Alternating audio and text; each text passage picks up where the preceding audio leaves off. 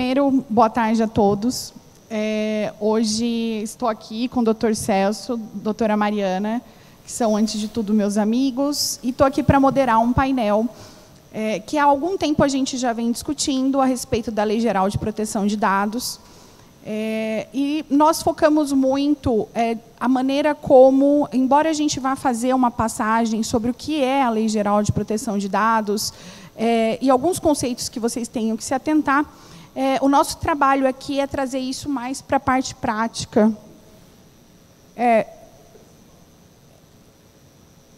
Vamos lá. Esse é do Dr. Celso. Mas, enfim, vai dar tudo certo. E como eu vinha dizendo, esse é um assunto que a gente já vem discutindo, e que nós, dessa vez, ao definirmos o tema do nosso painel, nós pensamos em trazer para vocês algumas questões práticas relacionadas à implantação, e mais que isso, quais são as sanções que nós, enquanto provedores, podemos sofrer em decorrência da não implantação da LGPD. Então, nossa proposta aqui é, mais uma vez, fazer um bate-papo. É claro que nós vamos abrir para perguntas, fiquem à vontade, mas a nossa função é tirar um pouco tudo do juridiquês, né? Então, a gente vai tentar ser o mais didático e o mais simplista possível, para que vocês saibam como colocar isso em prática dentro da empresa de vocês. Enquanto a gente localiza a nossa apresentação, eu vou me apresentar e vou passar para os meus amigos também se apresentarem. Como o Thiago já disse, meu nome é Ana Gardeman, eu sou advogada. Tive o prazer de fundar o Gardeman Vidotti Advogados junto com a Mariana. Nós somos especialistas em direito de telecomunicação e direito digital e atendemos provedores, pequenos provedores ou provedores regionais, como quiserem, em todo o Brasil, nas mais diversas necessidades.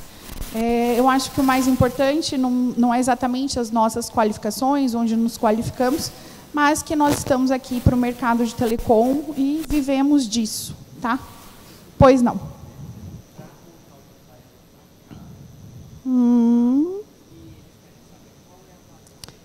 Palestra.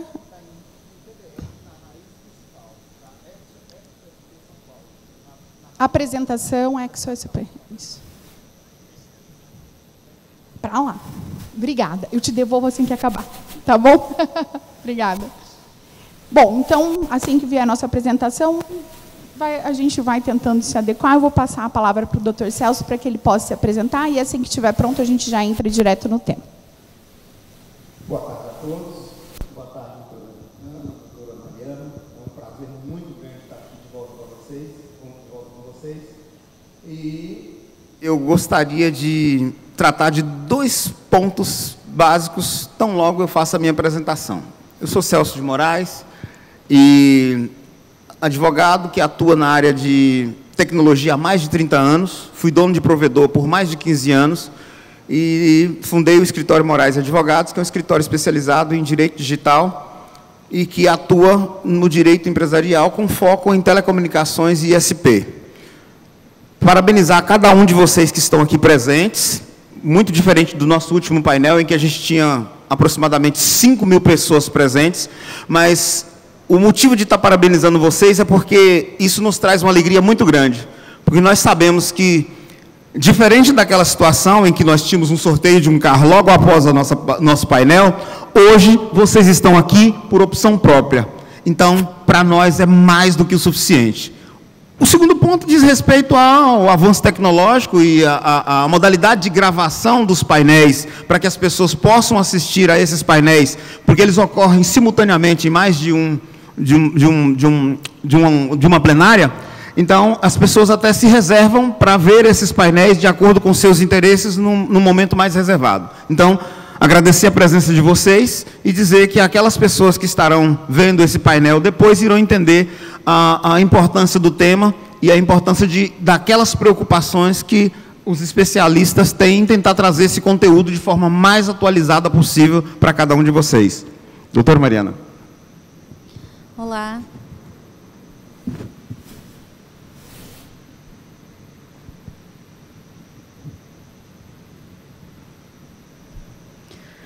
Olá, boa tarde a todos. Como já foi dito, meu nome é Mariana, eu sou sócia da doutora Ana, no escritório Gardner Vidot, né? Trabalho com a área de telecomunicações desde o ano de 2014, né? E a advocacia já há 10 anos. E eu também queria agradecer a presença de todos, sei que hoje é feriado, muitas pessoas poderiam estar passando aí um momento com a família e estão aqui nos escutando, então isso é muito, muito gratificante.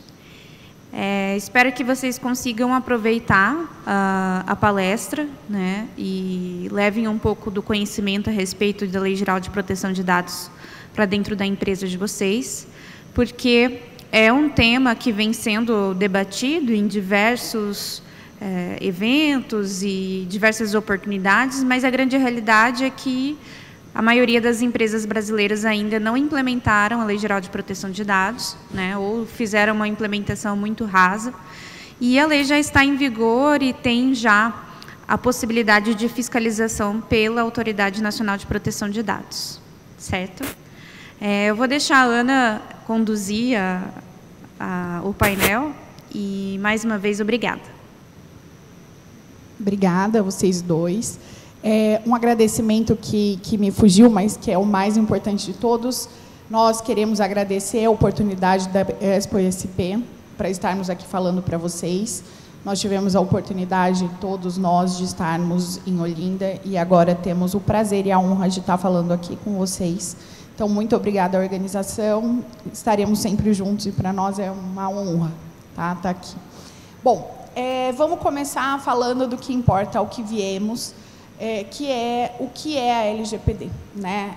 Eu vou fazer uma breve provocação, né? A Lei Geral de Proteção de Dados é um advento já antigo, né? Nós continuamos tratando como se ele fosse algo muito recente, mas já é uma lei que já tem bastante tempo.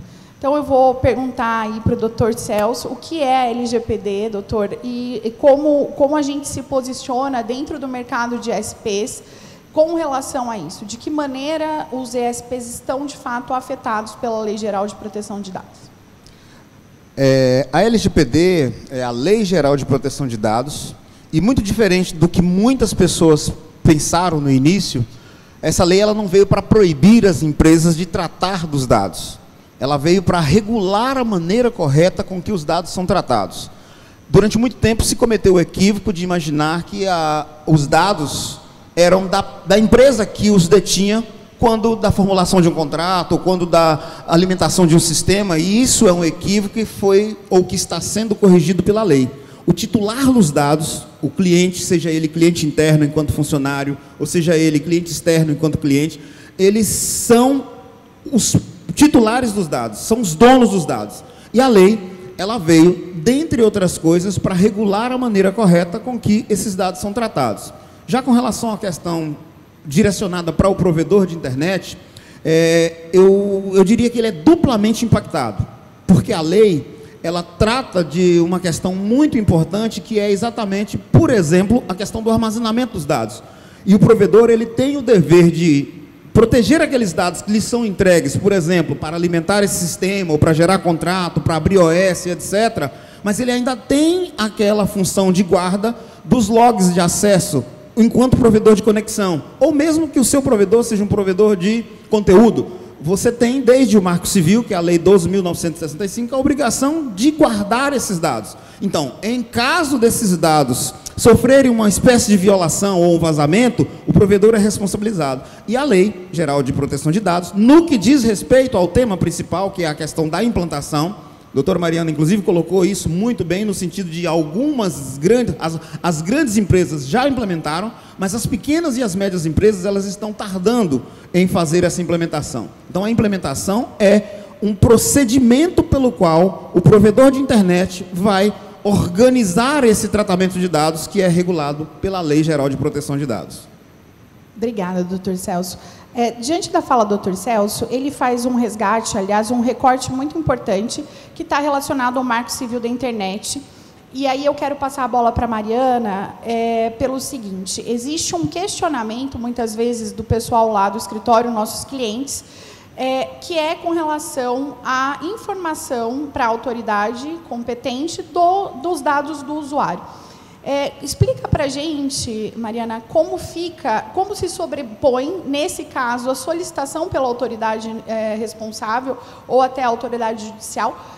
Quem se sobrepõe? Né? A Lei Geral de Proteção de Dados ou o Marco Civil dá obrigatoriedade de concessão ou de informação desses dados? Como fica a Lei Geral de Proteção de Dados nisso? Certo. Existe realmente essa preocupação, porque muitos provedores são abordados, né, no sentido de ordens judiciais ou até mesmo da própria delegacia, no sentido de passar informações dos seus clientes, né, e com relação ao IP. Bom, primeiramente o que a gente tem que ter conhecimento é que a Lei Geral de Proteção de Dados, né, ela protege realmente o dado da pessoa física, porém existem algumas exceções em que você tem a possibilidade de fazer o tratamento de dados, e na operação de tratamento de dados inclui o compartilhamento com essas instituições, né, de você realizar esse tipo de tratamento com autorização da própria lei, ou seja, existe uma base legal que é o cumprimento de dever legal, né? Existe uma autorização dentro da LGPD que você, independentemente do consentimento daquele titular de dados, que é o dono daquelas informações, você não só pode, como deve, compartilhar essas informações com o órgão que está fazendo aquela solicitação, tá? Independentemente de ser uma ordem judicial, que é aquilo que parte de um juiz, né? Ou ser uma fiscalização, ali, um processo de investigação da delegacia, que há uma especificação que, quando são dados cadastrais, é possível fazer esse fornecimento, tá?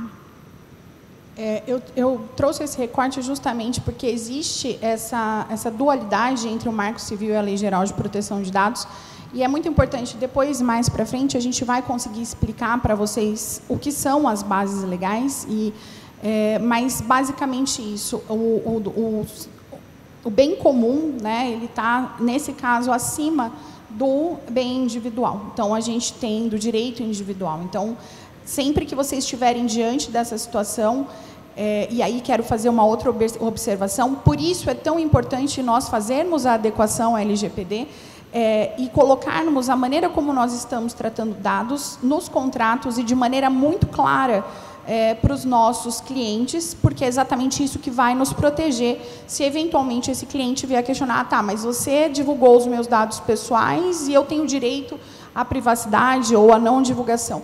E, na verdade, em algumas situações, a lei vai determinar que você, provedor, faça, mas isso quem vai te dizer melhor é o processo de implantação e adequação à LGPD.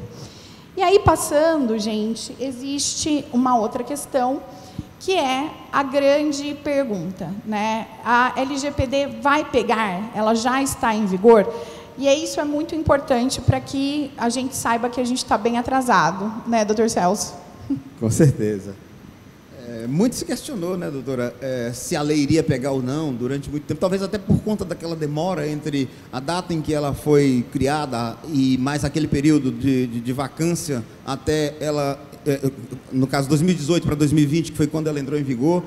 Houve um descrédito entre as idas e vindas, Senado, Câmara e tal, então gerou um pouco essa dúvida, e muito pertinente essa sua colocação, porque alguns empresários ainda questionam: essa lei vai realmente pegar? Mas a gente tem certeza de que ela vai pegar por algumas questões específicas. Por exemplo, o fato da proteção dos dados ter sido alçado à condição de direito fundamental na Constituição. Esse é uma das justificativas principais para se dizer com certeza que essa lei vai pegar. Fora o rigor da lei, que é muito maior do que, por exemplo, aquela resistência que existiu na década de 90 por parte das empresas com relação à implementação do CDC, da Lei 8.078 de 90, que é o Código de Defesa do Consumidor. Então, a Lei Geral de Proteção de Dados é uma lei muito mais rigorosa, que traz sanções muito mais duras, e eu tenho certeza, particularmente, de que essa lei vai pegar. E muitos especialistas assim entendem também.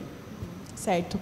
E, Mariana, eu quero aproveitar para te perguntar o seguinte: a gente tem tido contato com o pessoal da ANPD, que é a Autoridade Nacional de Proteção de Dados, e qual tem sido o comportamento da ANPD com relação à efetividade da lei, né? Você, enquanto advogada da área, percebe que essa efetividade das sanções, né, dessa observância, a implantação e adequação de fato vai acontecer? A ANPD tem se movimentado nesse sentido?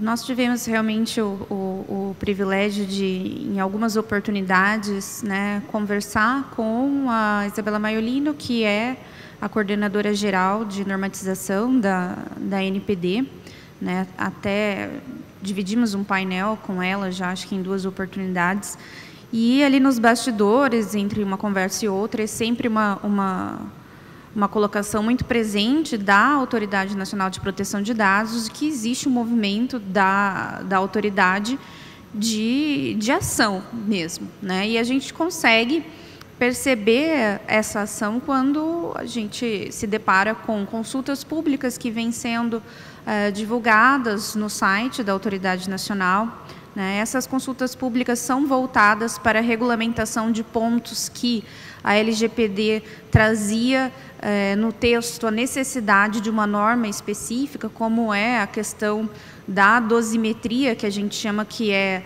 o colocar na prática ali como é que vai se dar a questão da multa, ou qual tipo de penalidade vai ser adotada no caso de determinada conduta, enfim.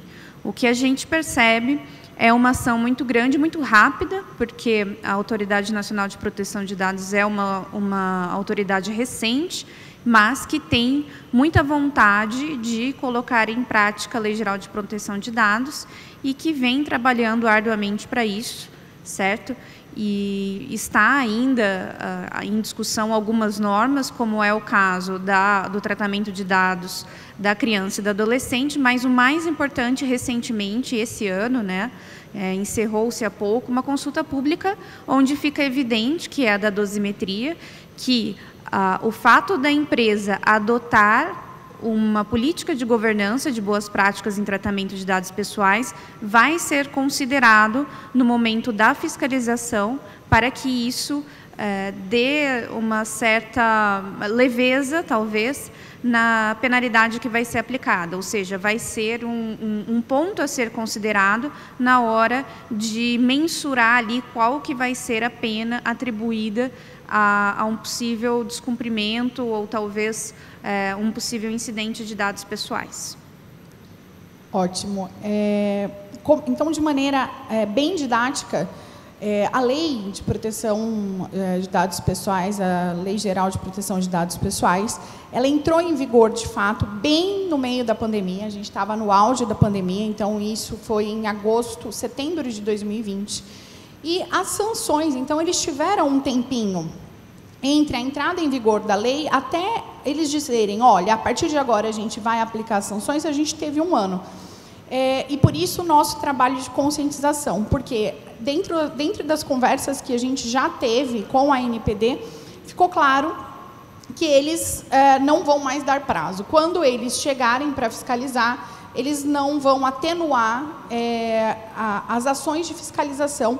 E aí, complementando o que a doutora Mariana disse, quem tiver com a casa em ordem e tiver uma política de governança bem estabelecida, e na sequência meus colegas vão poder explicar como isso se dá, vai ter a sua responsabilidade atenuada, mas eles não vão deixar a mão frouxa com relação a isso. Isso já ficou bastante claro, e é por isso que, mais uma vez, a gente está aqui para lembrá-los da necessidade de adequação à LGPD. Então, fato eu tenho que dar uma olhadinha aqui, porque eu não estou lembrando tudo, mas a minha empresa, o meu provedor, tem que cumprir a Lei Geral de Proteção de Dados, ele tem que se adequar? Gente, a resposta é sim, tá? Isso é sem dúvida nenhuma, até porque a gente trata dados em larga escala, né? A gente trabalha especialmente com pessoas físicas, tá? Então, sim, nós devemos nos adequar. E, na sequência, eu vou perguntar aí para a Mariana o que são os dados pessoais, embora isso esteja bem estabelecido dentro da Lei Geral de Proteção de Dados, mas é sempre bom destacar algumas coisas, como a questão da proteção da pessoa jurídica, enfim, quem é protegido, Mariana? O conceito do que é dado pessoal, ele está muito claro, né, na LGPD, mas para que a gente entenda de uma maneira prática e fácil, primeiro, dado pessoal ele é relacionado à pessoa natural, ou seja, não à pessoa jurídica. Uma dúvida recorrente que nossos clientes manifestam a respeito, mas e daí o CNPJ, enfim, não, é só relacionado à pessoa natural, tá? E aí a gente pode pensar de uma maneira fácil de lembrar que o dado pessoal é qualquer informação a respeito daquela pessoa natural, né? Seja uma informação que nós conseguimos, a princípio, já identificá-la, ou seja uma informação que torne uma pessoa identificável. O que significa isso? Por exemplo, o meu nome completo, nem sempre ele é algo que pode realmente me identificar, porque pode existir alguém que tem um nome semelhante ao meu, né, ou igual ao meu, e isso é muito comum no Brasil. Mas o meu CPF, ele é um número único e é atribuído só a mim. Então, ele é um dado que me torna uma pessoa identificada. E uma pessoa identificável pode ser, inclusive, informações de características. Por exemplo, uma mulher que está falando no evento que está acontecendo em São Paulo, né, que tem 1,58 m de altura, e assim, colhendo essas informações, a gente, em algum momento, vai chegar à pessoa da Mariana, por exemplo. Certo. E aí, Dr. Celso, no início, o Dr. Celso fez um exemplo, na verdade, citou um conteúdo da lei, e aí, gente, os slides vão servir como diretriz, enfim, para que a gente siga, mas conforme vão surgindo os assuntos, eu vou colocando, porque eu acho que esse que eu vou colocar agora é bastante importante para o tema da palestra. Eu sempre uso um exemplo bem didático, ao meu ver, e bem realista, que é a Lei Geral de Proteção de Dados. Ela não proíbe o tratamento de dados, ela regulamenta o tratamento de dados. A partir do momento que você está permitido a tratar dados, você está condicionado, ou no mínimo não é condicionado, mas sujeito ao vazamento de dados. Eu equiparo isso muito ao fato de dirigir, de tirar uma carteira de motorista. Então, quando vou tirar uma carteira de motorista, eu passo a ser habilitada para aquilo, e isso não me impede de cometer ou sofrer um acidente. Entretanto, quando eu sofro esse acidente, eu preciso deixar claro que eu respeitei, a minha carteira estava válida, que eu respeitei a sinalização, que eu não estava embriagada, que eu estava dentro do limite de velocidade. Ou seja, eu posso cometer ou sofrer esse acidente, mas eu tenho que necessariamente estar dentro das regras do jogo. E aí eu pergunto para o Dr. Celso justamente isso. Doutor, quais são as regras do jogo para a LGPD? Como está ali jogando dentro das regras e como nos comprovar para a autoridade nacional que nós, de fato, estamos regulares com a Lei Geral de Proteção de Dados? Muito interessante a sua pergunta, porque a maioria das pessoas não se atentaram ainda para a necessidade dessa adequação, dessa implementação. E quando desse processo de adequação, ao concluir esse processo, nós teremos, por exemplo, o RIPD, que é um relatório de impacto. Tá? Esse RIPD, ele vai tratar de dizer exatamente tudo que a empresa tomou de cuidados, ou quais foram os passos que ela seguiu, quais foram as políticas que ela adotou, as revisões de contrato, as adequações dos contratos, para fazer garantir a proteção desses dados, para fazer garantir todos aqueles ditames que eram necessários. Um ponto interessante da pergunta da doutora Ana é que existe um outro relatório, que é o relatório de incidente, porque todo vazamento, ele é um incidente. Mas nem todo incidente ele é um vazamento. E as empresas, elas estão suscetíveis a vazamentos. Elas estão suscetíveis a terem esses incidentes. E aí, por que a colocação dela, no que diz respeito a essa situação de estar habilitada para dirigir, seguindo as regras, ou seja, não houve nenhum tipo de infração propriamente porque ela estava habilitada, ela estava na velocidade regular da via. É mais ou menos isso que a gente pode trazer para essa situação de como a empresa vai se apresentar à autoridade nacional, por meio, por exemplo, dos relatórios que comprovam que ela tomou todos os cuidados necessários, porque existe um outro parêntese muito importante aí.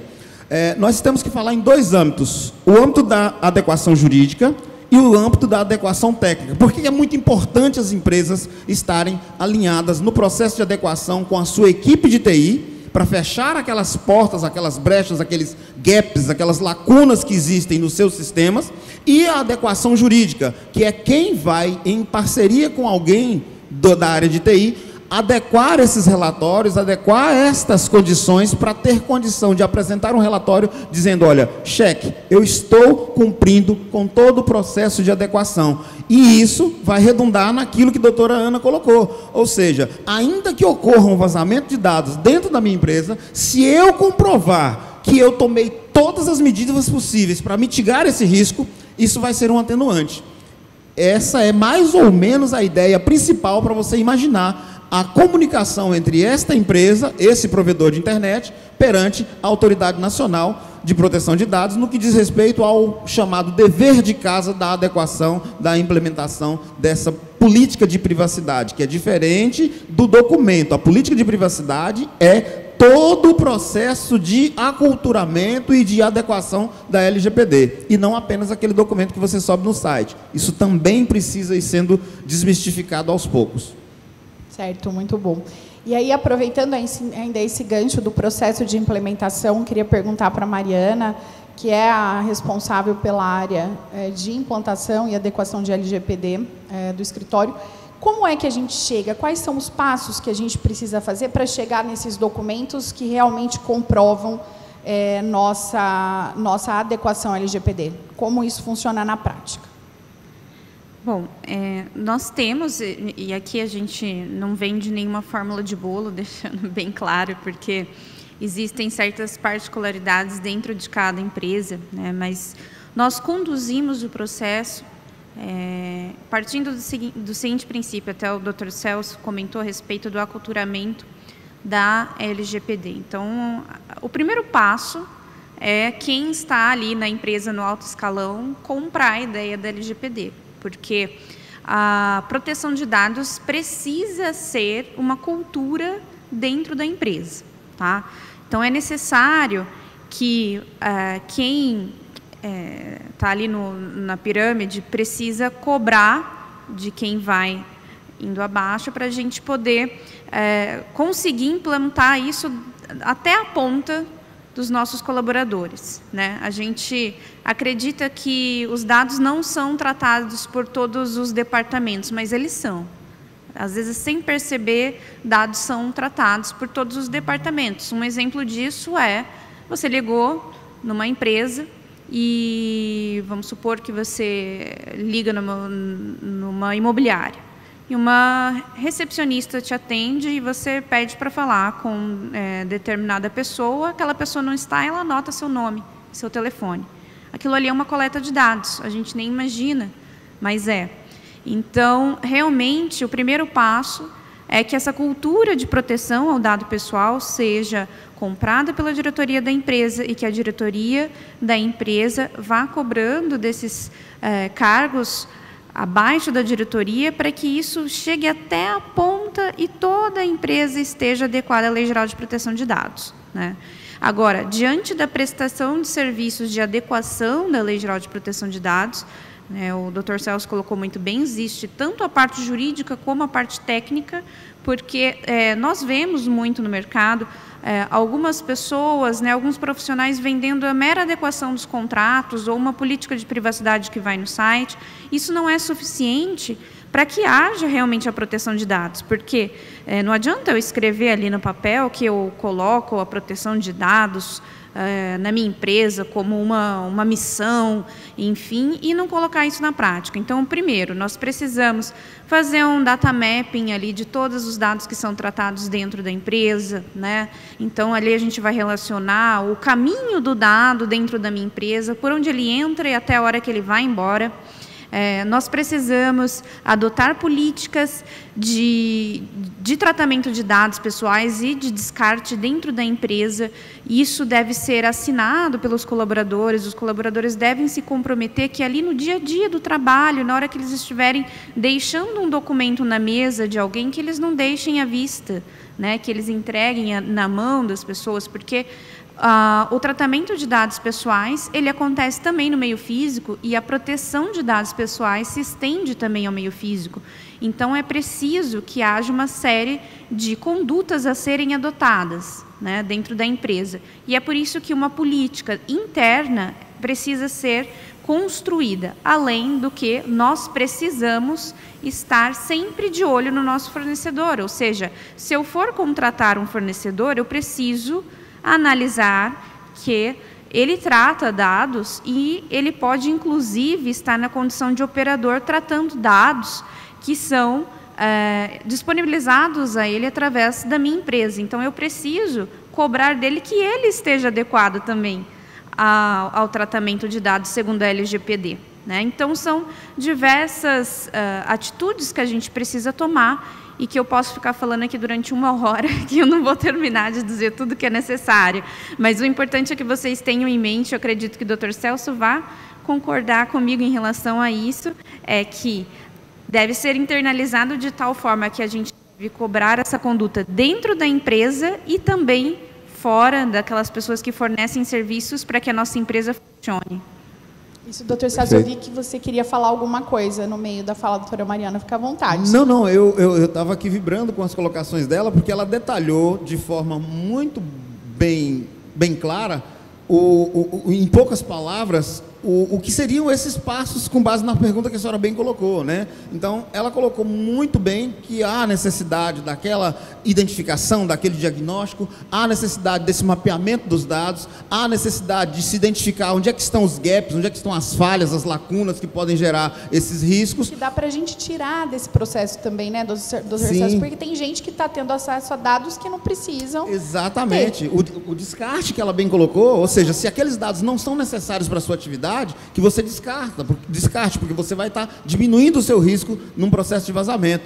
E entrou uma parte muito interessante também na fala dela, que é a questão, não adianta você treinar toda a sua base se você não tiver um trabalho de conscientização e de aculturamento da diretoria, para que aqueles treinamentos periódicos façam valer a ideia real da implementação. Tá? Então, esses treinamentos e a manutenção, ou seja, o monitoramento periódico disso, é o que vai redundar nesse processo todo de implementação. A doutora Mariana foi brilhante na colocação dela. Sim, aí você acabou de colocar, doutor Celso, uma coisa que eu acho interessante. Normalmente, os nossos clientes perguntam quanto tempo, né, demora o processo de implantação da LGPD.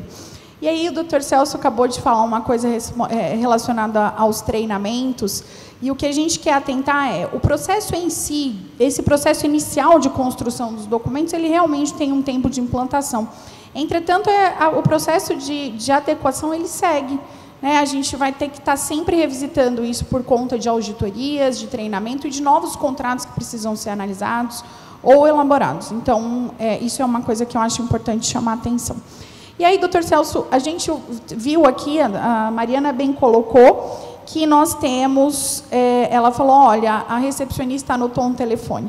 Me fala um pouquinho sobre o que é tratamento de dados pessoais, esse conceito que tem mais ou menos uns 20 verbos, se você conseguir explicar para o pessoal do que se trata o processo de tratamento de dados. É muito bacana isso, doutora, pelo seguinte, a ideia primeira, ela se vincula a o que seria esse tratamento de dados. E muitas pessoas cegam com essa ideia do tratamento de dados. A doutora Mariana trouxe um exemplo interessante, e a coleta do dado é só a porta de entrada, tá? Então, coletar, armazenar, alterar, incluir no sistema, o armazenamento em si, porque a gente já imagina ele como sendo o fruto de uma ponta, mas quando você vai armazenar o dado, provavelmente você já gerou o contrato, você já alimentou o sistema, então assim, o tratamento de dados é toda e qualquer operação que ocorre com o dado desde a entrada desse dado. quer ele para preenchimento do contrato, quer ele para emissão de uma ordem de serviço, quer ele para alimentar o sistema, esse dado, ele é considerado, o tratamento dos dados pode ser considerado qualquer manuseio que ocorre com ele nesse ciclo de vida dele dentro da empresa, incluindo o descarte do dado, a anonimização, tudo isso é considerado tratamento de dados. Então, as empresas, elas vão precisar se desdobrar dentro daquele processo de implementação para tomar consciência de que, como a doutora Mariana trouxe, e eu vou refazer essa colocação, porque ela é muito importante. Se você pensar na figura dos dados sensíveis, é ainda mais complicado aquilo que foi colocado por ela.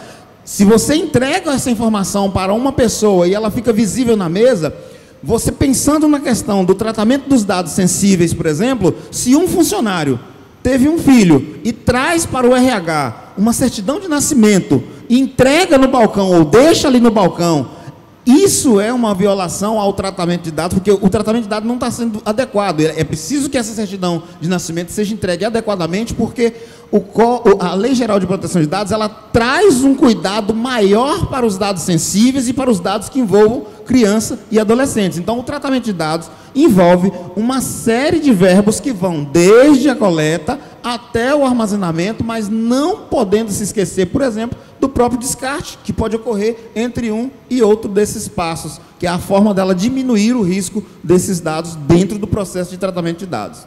Sim, excelente. E aí, trazendo um exemplo que me ocorre, e que tenho certeza que vocês concordam, quando a Mariana até bem colocou isso, né, com relação à questão dos dados online e offline, normalmente a gente pensa em vazamento de dados, a gente pensa o quê? Que entrou um hacker e roubou dados da rede de internet. É basicamente isso. E, na verdade, o vazamento de dados pode ocorrer, como a Mariana bem colocou e o Dr. Celso bem colocou. Então, vamos trazer isso para a realidade dos ESPs. Eu moro numa cidade, tenho uma empresa, um provedor numa cidade, e faço uma promoção na praça da cidade. E lá, para a pessoa ganhar um squeeze, um brinde, eu pego o nome e o telefone dela. Ela vai lá, preenche aquela ficha e ótimo. Ainda que eu não use esses dados com uma finalidade comercial, eu chegue lá e eu falo, não vou mais fazer essa ação comercial com esse pessoal. Mesmo assim, se um funcionário meu tirar uma foto daquilo e compartilhar, ou se eu continuar com esses dados sem necessidade, eu estou fazendo um incidente de tratamento de dados. Então, é muito importante que a gente se atente a isso e que a atenção ao tratamento de dados, que são todos esses verbos que estão aí, que ficam localizados, o conceito de tratamento de dados está no artigo 7º da Lei Geral de Proteção de Dados, são importantes da gente se atentar sob a necessidade de adequação. Então, ótimo, beleza. Eu tenho uma empresa e eu estou obrigada a tratar dados pessoais. A gente se adiantou um pouquinho, falando sobre o processo de adequação, e eu queria que tanto a doutora Mariana, e aí vocês podem dividir quais são as bases legais mais importantes que vocês julgam, e o doutor Celso me falassem de maneira bem didática, porque é um conceito difícil, a respeito da eleição, né, da escolha das bases legais. Então, começando pela doutora Mariana, o que é a base legal? E depois o doutor Celso pode colocar para a gente de que maneira nós podemos escolher e quais são as mais importantes. Bom, gente, se eu não me engano, acho que foi a doutora Ana que mencionou, olha, não é proibido tratar dados, né? E realmente não é. A gente tem a impressão de que foi instituída a Lei Geral de Proteção de Dados e, a partir de agora, ninguém mais pode coletar dados, né? Ou, se não, nós mesmos, na condição de consumidor, começa a pensar, vou sair por aí dizendo que não podem mais me ligar, ou, enfim, situações que a gente é abordado diariamente e está aí o celular cheio de número de URA nos ligando o tempo inteiro, né? Mas a grande verdade é que é possível tratar dados e é permitido tratar dados, desde que o tratamento de dados esteja de acordo com a Lei Geral de Proteção de Dados. E, dentro da Lei Geral de Proteção de Dados, existem bases, né, que justificam um tratamento legítimo, um tratamento legal de dados pessoais, né? São, se eu não me engano, 10 bases legais. Eu acho que não vale a pena a gente se aprofundar em todas elas, mas o que a gente pode para a situação de provedor de internet, comentar novamente se existe uma obrigação legal, inclusive aquelas que vêm do Marco Civil da Internet, ou seja, uma regulamentação da Anatel, nós podemos tratar esses dados e devemos tratar esses dados de acordo com aquilo que está colocado ali na regulamentação ou na lei, pois existe uma base legal que é a base de autorização aí, de acordo com as obrigações legais. Tá? Então, essa é uma das bases. Outra base que eu considero que a gente pode destacar aqui, que é muito importante, que é a situação de preciso daquela informação para cumprir o meu contrato, né? Inclusive no caso de negociações preliminares. Então, será que eu posso compartilhar o dado dessa pessoa com o Serasa, por exemplo? Eu estou com um cliente inadimplente, esse dado pode ser informado para o Serasa, eu tenho que ter autorização do cliente para informar o nome dele para o Serasa. Na verdade, independe do consentimento, porque nós precisamos fazer esse compartilhamento, que é uma operação de tratamento de dados pessoais, por exemplo, com os órgãos de proteção ao crédito, para poder conseguir executar o meu contrato, né? Então, conseguir, de certa forma, de alguma forma, receber aquilo que me é devido, né? Então, existe essa possibilidade. E, por fim, eu gostaria de comentar, antes do Dr. Celso abrir a fala dele, sobre o consentimento. Nós estamos muito acostumados com a coleta de dados por meio do consentimento, que é aquele eu aceito, né? Hoje, né, num cenário mundial, nós colocamos, porque a Lei Geral de Proteção de Dados é do Brasil, mas existem leis de proteção de dados por todo o mundo, né?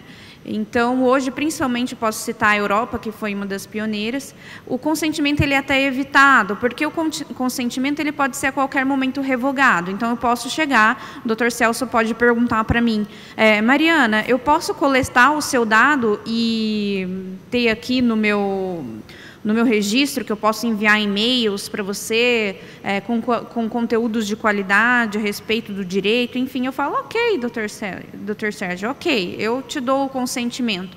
Só que, de repente, o Dr. Sérgio começa a encher a minha caixa de e-mail, eu me irrito com o Dr. Celso, e eu ligo para ele e falo assim, olha, Dr. Celso, o meu consentimento está revogado.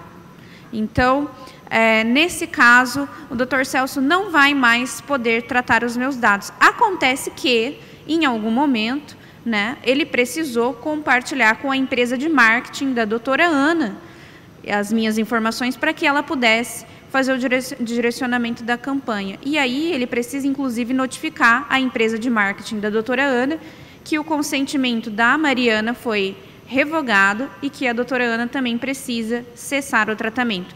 E quando a gente fala de internet, isso começa a ficar difícil, porque talvez a doutora Ana tenha compartilhado essa informação com alguém com base naquele primeiro consentimento.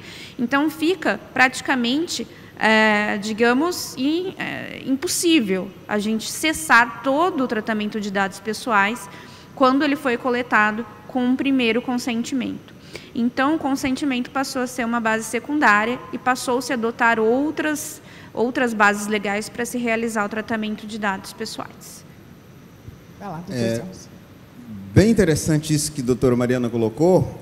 O artigo 7 estabelece que realmente são 10 as bases legais, e ela colocou uma outra coisa interessante, que é o fato da gente não precisar esgotar essas bases legais, porque algumas delas dizem respeito à tutela da saúde, por exemplo, não diz respeito a gente, a administração pública não diz respeito a gente. Então, tem algumas bases legais que não dizem respeito ao provedor de internet especificamente. Eu destacaria 3 bases legais que são normalmente utilizadas, talvez 4, que é a questão do legítimo interesse, a questão da execução do contrato, a questão do consentimento e da obrigação legal. São bases legais que são... E a fala da doutora Mariana tem um peso muito grande com relação ao consentimento, pelo seguinte, é a base mais utilizada pela facilidade.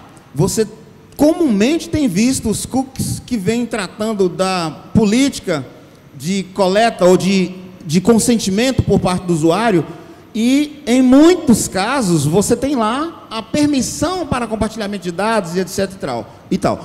Muito embora seja a base legal mais fácil de ser utilizada pela empresa, mas ela é de fato a mais frágil, porque Porque ela é facilmente revogada pelo titular de dados, porque ele, com base num princípio principal da Lei Geral de Proteção de Dados, que é o princípio da autodeterminação informativa, ele poderá ir lá e revogar aquele consentimento, e a empresa terá sim problemas, porque ela fica desprovida de base legal para tratar dos dados. Então, para a execução do contrato, ela pode utilizar, e dentro desta base legal da execução do contrato, ela vai poder, por exemplo, tratar como base primária, que é até mais importante do que o consentimento, por essa facilidade de revogação, e dizer, olha, para cumprir com o contrato, eu vou precisar coletar os seus dados para gerar o contrato, eu vou precisar vou precisar armazenar seus dados para gerar OS, para gerar login, para gerar senha, para gerar número de usuário, eu vou precisar para abrir ordem de serviço. Então, assim, a base legal do contrato,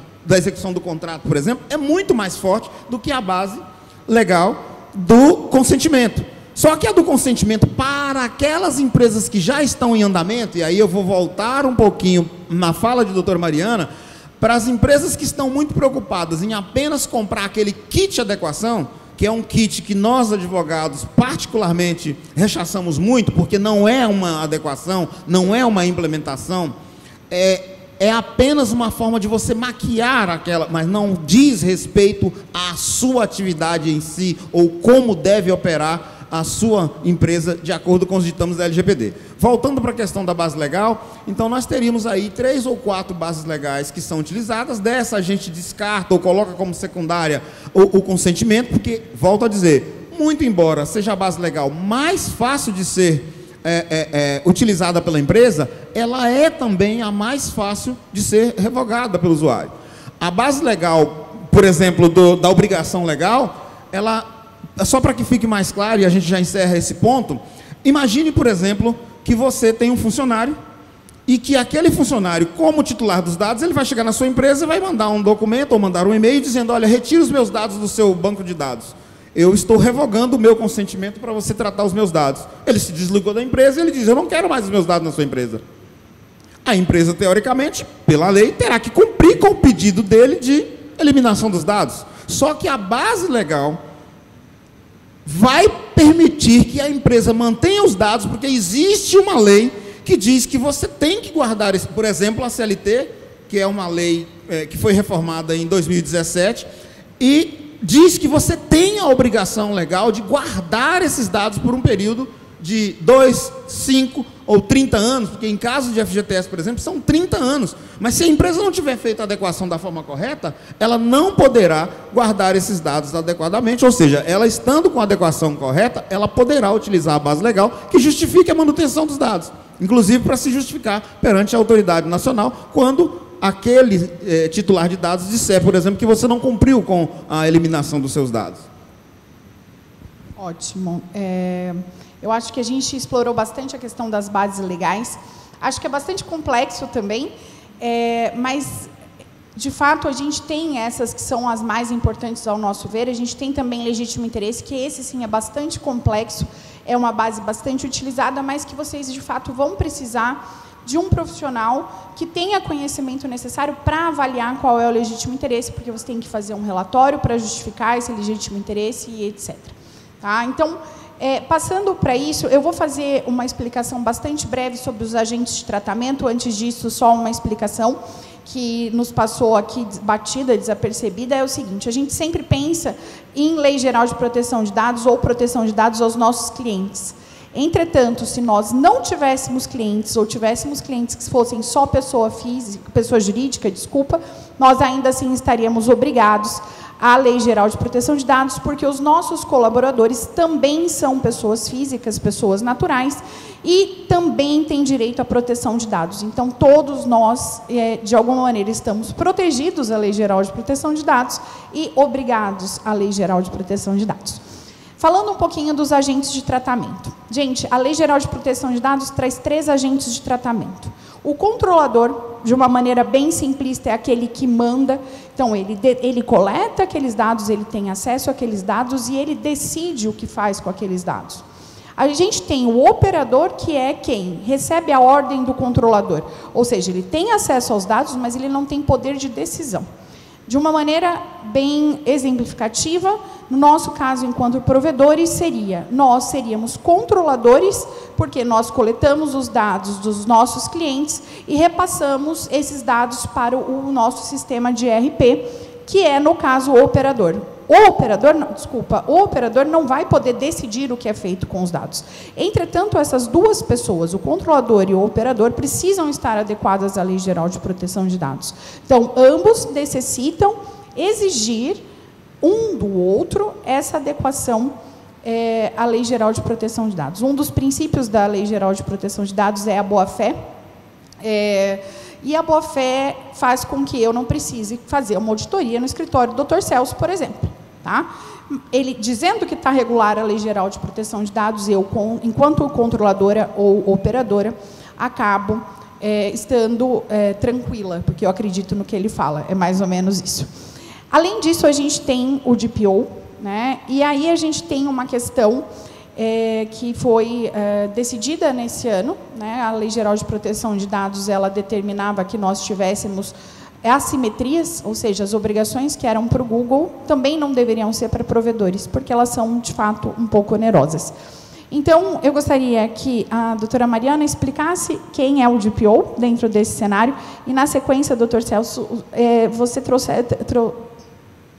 traz para a gente, por favor, o que a Resolução 2 de 2022 fala a respeito da questão da assimetria e se os nossos provedores continuam obrigados à Lei Geral de Proteção de Dados. Eu só vou dizer bem rápido, que nós sejamos breves, porque a gente tem 10 minutos e nós precisamos ainda falar das sanções, tá? Ah, tem um relógio ali, desculpa. Não tinha visto. Está piscando aqui na minha frente.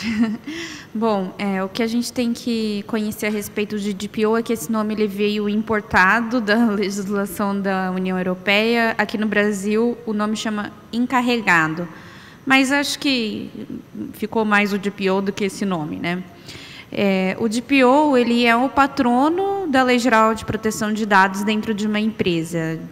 Ou seja, ele vai ser o elo entre o titular de dados e a empresa, no caso de solicitação a respeito do tratamento de dados pessoais, né? Então, quem vai fazer essa ponte na comunicação é o DPO, assim como da empresa com a Autoridade Nacional de Proteção de Dados, porque a Autoridade Nacional de Proteção de Dados, para que ela se comunique com a empresa que é controladora de dados ou com a operadora, ela vai se dirigir ao DPO, assim como se a empresa precisar comunicar algum tipo de incidente de dados pessoais para a NPD, quem vai fazer esse trabalho realmente é o DPO. Tá? Então, pensem que ele é um elo de comunicação, né? E quem vai, de fato, atender as solicitações dos titulares de dados pessoais. Vai lá, doutor Celso. Estamos obrigados ou não estamos obrigados a ter um DPO? Eu entendo, e muitos especialistas também, que nós estamos obrigados a manter aquela figura do encarregado, exigida pelo artigo 41 da lei, que, como a doutora Mariana colocou, na lei geral europeia é o DPO, Data Protect Office, e que no Brasil é encarregado. A resolução 02, a resolução 01 da Anatel, ela tratou de estabelecer quando é que se dariam o início das fiscalizações. E a resolução 02 da NPD, ela tratou dessa questão da assimetria, ou seja, da dosimetria do que seriam a aplicação das sanções. Ela realizou consultas públicas, teve uma, a doutora Mariana mencionou, que encerrou recentemente, no dia 15 de setembro, se não me engano, e agora já vai para a audiência pública. São os cuidados que a NPD está tomando para tratar de buscar na sociedade entendimento acerca dessa questão importantíssima. Do surgimento da resolução 02, houve um alvoroço muito grande, porque as pequenas empresas enxergaram no que trazia a figura do artigo 2º da resolução, falando que a pequena e a média empresa estaria dispensada ela tratou de uma flexibilização, tá? Estariam dispensadas, então, da figura do DPO nas suas empresas. Mas o provedor de internet, ele lida com um alto volume de dados, e esta questão tira o provedor daquela condição de excludente da exigibilidade da figura do DPO. Então, é um risco para a atividade do provedor tratar um volume muito grande de dados. Então, o artigo 4º da resolução 02 da NPD estabelece quem são essas microempresas e quem são as startups, mas, em resumo, o provedor ele foi alçado dessa condição de liberação da figura do DPO, permanece obrigatória a figura do DPO para o provedor, por essas duas questões importantes, né, que é o volume de dados que o provedor trata. Ele não lida com dados de 10, 15, 20 pessoas. É muito raro um provedor que trabalha com menos de 500 clientes. E aí, esse alto volume de dados gera uma insegurança ou um risco maior em caso de vazamento. Além, é claro, dos logs que, quando somados aos dados que são armazenados, torna ainda mais arriscada a atividade do provedor. Então, o entendimento é de que permanece, sim, para o provedor a necessidade do DPO, Data Protect Office, que é esse elo, como a doutora Mariana colocou, entre a empresa e a autoridade nacional, a empresa e o titular dos dados. Ótimo. Ou seja, nós tínhamos tudo para não estarmos obrigados e continuamos obrigados, né, doutor? É mais ou menos isso. E agora, entrando um pouquinho, antes de terminar a questão dos agentes, eu acho importante a gente dizer quem é a NPD. Esse slide está um pouquinho para frente, mas a Autoridade Nacional de Proteção de Dados é a responsável pela fiscalização, instrução, regulação, regulamentação da Lei Geral de Proteção de Dados no Brasil. Ela foi alçada, foi elevada à categoria de autarquia, né, provisória. Isso quer dizer o quê? Que, com certeza, ela vai ter mais poder, mais dinheiro, né? Porque ela tinha só um dinheirinho, então ela tinha 6 pessoas lá. E agora eles vão ter uma condição mais propícia, eles vão ter mais condições de fiscalizar e etc. De maneira bem breve, eu gostaria que a doutora Mariana nos falasse o que é o tratamento irregular. E já, para economizar minha fala, o doutor Celso já entra nas sanções, que eu acho que é uma das questões, das palavras-chave aí do nosso painel. Vai lá, Mariana. Bom, a gente ficou falando aqui o tempo inteiro do tratamento regular, né? E o que seria o tratamento irregular no caso de você sofrer uma fiscalização? O que vai ser considerado um tratamento irregular para que isso venha a ser penalizado? Primeiro é não adoção dos princípios que estão na Lei Geral de Proteção de Dados, né? Então, nós temos situações em que a gente pode, sim, realizar o tratamento de dados pessoais, mas desde que estejam de acordo com as bases legais, desde que nós tenhamos implantado a Lei Geral de Proteção de Dados dentro da nossa empresa, através de um programa de governança e boas práticas de tratamento de dados pessoais, que a gente falou muito aqui, que é a questão contratual, a questão de relatórios e também do data mapping, né? Isso é considerado como uma das partes de um tratamento regular. E os princípios sempre que haja um tratamento de dados pessoais, existem princípios na lei que devem ser seguidos, ou seja, aquele tratamento precisa ser transparente, aquele tratamento deve adotar medidas, né, de segurança e prevenção para que não ocorram os vazamentos de dados pessoais. E aí a gente fala muito em vazamento, mas a palavra certa é incidente de dados pessoais, né? E nós seremos, com certeza, fiscalizados quando nós estivermos diante de incidentes de dados pessoais, que são situações em que nós temos um tipo de acesso a dado pessoal de forma ilegal, ilegítima, seja por situação acidental, né, ou seja, por uma situação que decorra mesmo de uma situação de ilegalidade, né? Então, o tratamento irregular é aquele que não há uma adoção de programa de governança e boas práticas, é aquele tratamento em que diz respeito aos princípios da Lei Geral de Proteção de Dados, e esse tipo de tratamento vai ser penalizado, e aí eu passo a bola para o doutor Celso falar um pouquinho das sanções. Eu vou ser bem breve por conta do avançar dos minutos. A questão das sanções é muito interessante a gente abordar aqui, porque é talvez o maior motivo pelo qual a maioria das empresas estão preocupadas em fazer adequação. Não deveria ser, porque elas deveriam estar preocupadas em estarem adequadas para atender bem ou proteger com segurança jurídica os dados dos seus clientes.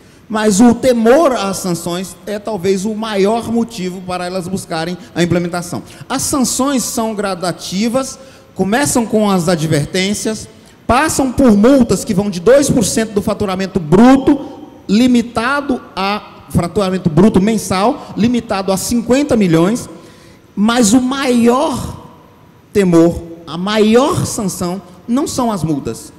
Ao contrário do que muitas empresas pensam, do que muitos dirigentes de empresas pensam, a maior sanção é a impossibilidade que essa empresa pode ter de tratar dados, porque ela pode ficar suspensa por até 180 dias para não realizar esse tratamento de dados. Alguma empresa já parou para pensar o que seria você, 180 dias, sem poder emitir boletos para os seus clientes, por exemplo? O tamanho do impacto disso na sua atividade?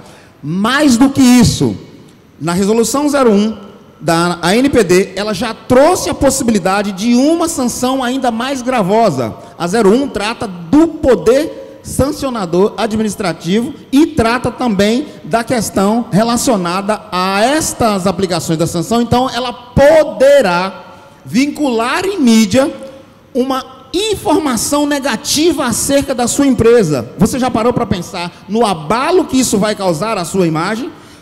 Custa caro implementar? Não, muito mais caro custa você não pagar a multa, porque a multa pode ser de apenas 2% do seu faturamento bruto mensal. Isso pode não representar muito, mas a imagem da sua empresa verdadeiramente é a maior sanção que pode ser aplicada quando da ANPD sobre a sua empresa em caso de infração. Ótimo, conseguiu, doutor Celso. Bom, a gente já falou sobre quem é a ANPD e também falamos de como aplicar a LGPD, então a gente se adiantou com relação a esses slides. Enfim, eu quero agradecer a presença de todos, que, como o doutor Celso, estão aqui presentes e também que vão assistir esse conteúdo depois. Aqui estão os meus contatos. Eu vou passar para os contatos do meu querido doutor Celso. E também vou passar... Tiraram a foto? Tudo certo? Posso passar, doutor Celso? Volta um pouquinho para o seu, para eles tirarem a foto. Vai, ó, eu estou aqui. Podem tirar a foto. Eu vi que você tirou do doutor Celso, agora você tira o meu também. Ótimo, tiraram. Agora, o doutor Celso, que você já tirou. E não é redundância. Não é. E agora, a doutora Mariana, que a gente tem praticamente os mesmos contatos, porque estamos lá no escritório. Considerações finais? Só agradecimentos pela presença de cada um de vocês aqui. Retornar a essa fala uma questão muito importante. Nós falamos no último painel para quase 5 mil pessoas e hoje nós estamos falando para um número menor de pessoas, mas a tecnologia vai levar a essas pessoas o conhecimento. E muito obrigado a vocês que estiveram presentes, porque vocês estão aqui por conta do conteúdo, do conhecimento, não especificamente do tema, mas do conteúdo. Então, nosso muito obrigado a cada um de vocês que destinou esse tempo para estar aqui com a gente. Doutora Mariana. Também queria agradecer a organização novamente pela oportunidade. Nós estivemos em Olinda e agora estamos aqui em São Paulo. E agradecer ao querido Dr. Celso. É um prazer dividir a plenária com você. Muito obrigado. Os agradecimentos são meus. Obrigada a todos. 1 minuto e 45 não é atraso, tá, Tiago? É só um restinho. Gente, obrigada. Se adequem à LGPD e obrigada pelo passador de slides.